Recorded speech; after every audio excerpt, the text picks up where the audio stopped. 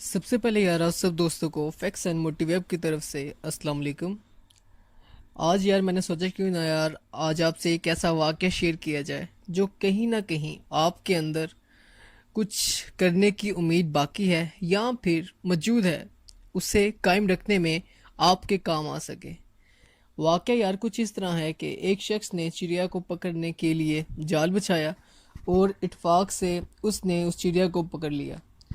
چڑیا اس سے کہتی ہے کہ اے انسان، تم نے تو بکرا بکری مرغا مرغی یہاں تک کہ خرگوش اور ہرن کا گوشت بھی کھایا ہوگا، ان چیزوں کے مقابلے میں میری تو کیا حقیقت ہے، یعنی کہ میری کیا اوقات ہے؟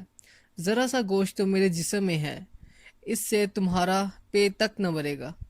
لیکن اگر آج تم مجھے آزاد کرتے ہو تو میں تمہیں 3 ایسی نصیحتیں کر کے جاؤں گی جس پر اگر تم عمل کرو گے تو اطمینان اور سکون میں ہی رہو گے اور تمہیں فائدہ ہی فائدہ ہوگا۔ جو چڑیا تھی وہ آگے سے مزید کہتی ہے کہ ان میں سے ایک نصیحت تو میں ابھی کروں گی، جبکہ جو دوسری نصیحت ہے اس وقت کروں گی جب تک میں درخت کی شاخ پر جا نہ بیٹھوں۔ اس کے بعد تیسری میں اس وقت کروں گی جب تک میں درخت سے دیوار پر جا نہ بیٹھوں۔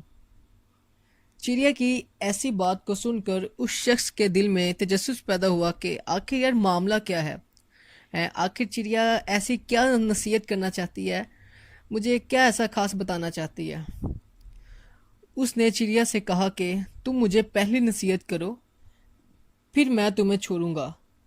چڑیا بولی کہ میری پہلی نصیحت یہ ہے کہ جو بات کبھی نہ ہو سکتی ہو اس کا یقین مت کرنا۔ یہ سن کر اس شخص نے چڑیا کو چھوڑ دیا اور وہ سامنے درخت پر جا بیٹھی۔ پھر بولی کہ میری دوسری نصیحت یہ ہے کہ جو بات ہو جائے اس کا غم نہ کرنا۔ پھر کہنے لگی کہ اے انسان، تم نے تو مجھے چھوڑ کر کافی بڑی غلطی کی، کیونکہ میرے پیٹ کے اندر ایک پاؤ بھر کا ایک نیاب پتھر ہے۔ اگر تم مجھے مار کر اسے نکال لیتے تو تم دنیا کے امیر انسان بن جاتے اور تمہاری آنے والی زندگی بھی اچھی گزرتی۔ اتنا کہنا تھا کہ وہ شخص اداس ہو گیا اور سوچنے لگ پڑا کہ میں نے آخر کیا کر دیا، میں نے اسے کیوں آزاد کیا؟ آج میں امیر بن سکتا تھا اگر میں اسے آزاد نہ کرتا۔